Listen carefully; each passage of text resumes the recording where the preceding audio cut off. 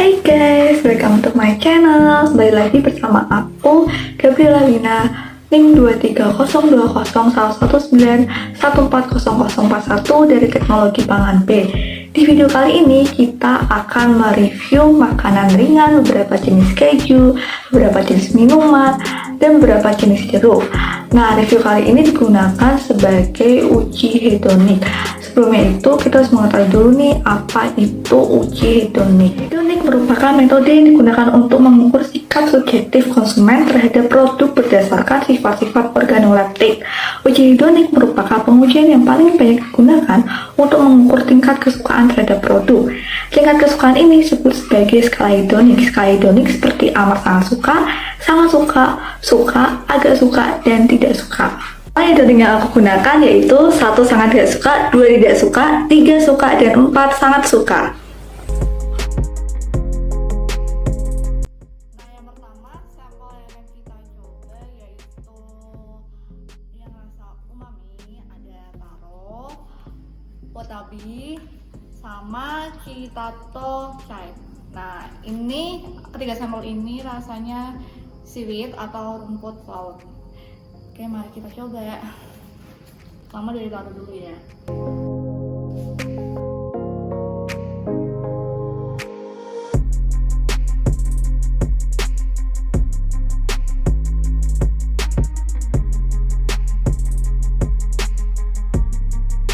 Nah, setelah aku coba dari ketiga sampel ini, yang paling aku suka yaitu yang taro, karena taro ini rasanya itu pas.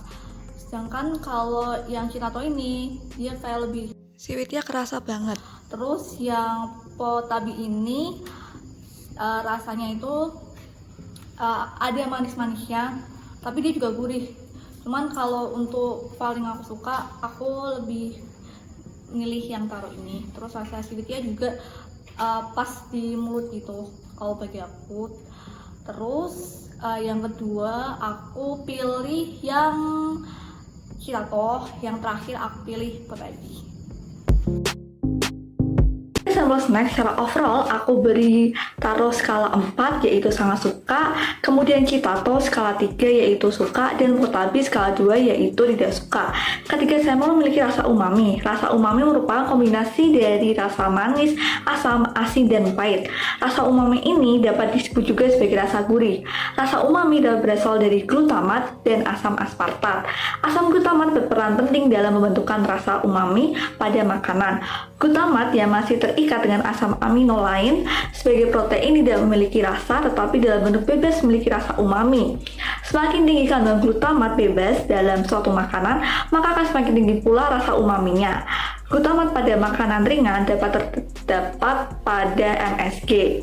Komposisi kandungan glutamat dalam MSG sebesar 78%.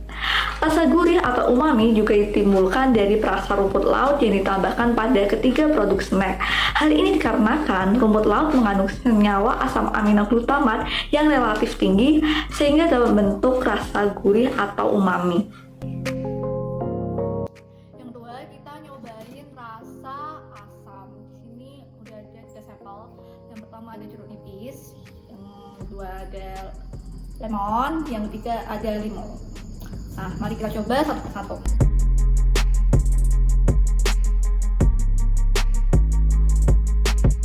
Nah, dari ketiga sampel ini aku paling suka yang lemon karena asamnya itu nggak terlalu asam dan masih bisa diterima oleh lidah aku. Terus kalau yang kedua aku milih yang jeruk nipis. Jeruk nipis ini meskipun rasanya asam tapi masih bisa juga diterima. Terus yang terakhir aku milih yang limau ini karena ini paling asam banget dan aku nggak suka rasa asamnya karena terlalu asam. Berdasarkan review yang telah dilakukan terhadap 3 sampel secara overall, lemon aku beri skala 4 yaitu sangat suka, jeruk nipis skala 3 yaitu suka, dan limau skala 2 yaitu tidak suka. Keasaman pada 3 sampel ini disebabkan karena kandungan asam organik berupa asam sitrat dengan konsentrasi yang tinggi. Selain itu, keasaman pada 3 sampel juga menjadi salah satu faktor yang dapat menghambat pertumbuhan bakteri. pH pada 3 sampel berpengaruh pada tingkat keasaman. Hal ini karena semakin rendah pH, maka rasa asam yang dihasilkan akan semakin kuat. Nilai pH dari jeruk nipis yaitu 2,25 lebih rendah daripada pH jeruk lemon yaitu 2,30. Hal ini menyebabkan jeruk lemon memiliki tingkat keasaman yang lebih rendah dibandingkan dengan jeruk nipis. Maka dari itu tingkat keasaman lemon yang paling aku sukai. Sampel ketiga yang kita cobain yaitu kopi. Ini udah ada Nescafe, luwak, dan kapal api. Dari segi warna, yang Nescafe ini lebih pekat. Terus aku kalau dari segi warna ini lebih suka warna yang Nescafe. Kita cium baunya dulu. Oh, dari baunya aku juga suka yang Nescafe karena nggak terlalu strong bau kopinya, karena aku nggak suka kopi, jadi aku lebih milih Nescafe kalau dari segi warna sama aroma. Kalau untuk rasanya, kita coba dulu ya.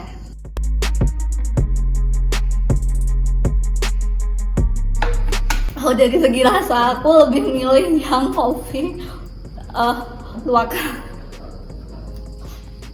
Lebih milih yang kopi luwak.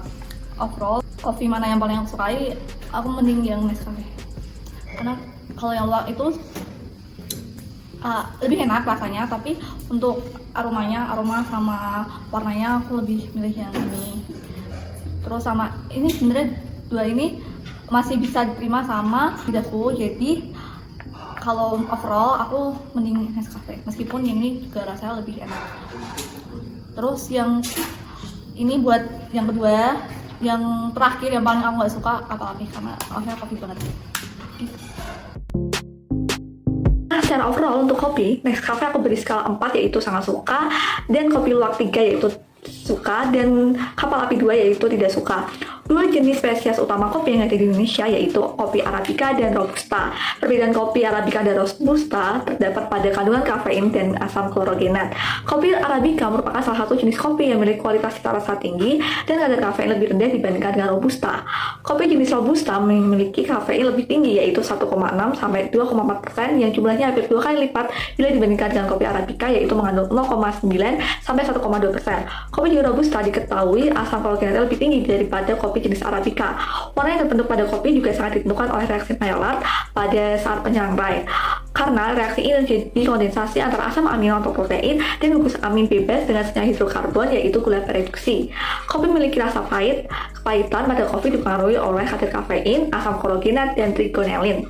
Degradasi suhu saat penyangrai pada saat klorogenat akan menghasilkan substansi fenolat yang berperan terhadap rasa pahit pada saat kopi diseduh.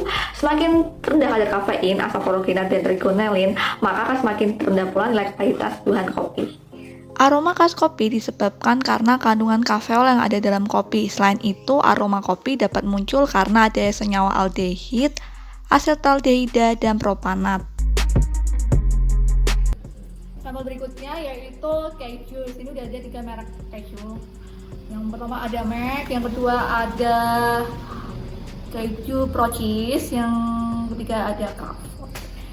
Jadi kita cobain satu persatu dulu ya guys.